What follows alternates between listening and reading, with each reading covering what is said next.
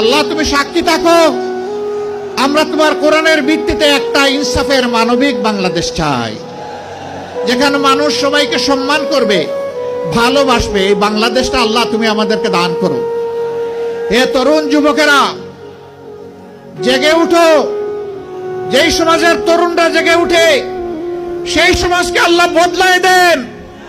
24-এর 5 August salute যুবকরা, তোমাদেরকে তোমাদের জীবন বাজি রাখা লড়াইয়ের কারণে আল্লাহ আমাদেরকে আপাতত মুক্ত করে দিয়েছেন।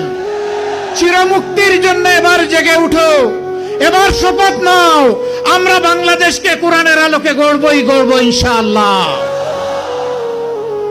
আমরা এর ময়দানে তোমাদের সাথে আমাকে পাবা, মিছিলের পিছনে নয় সামনের কাতারে থাকবো ইনশাআল্লাহ।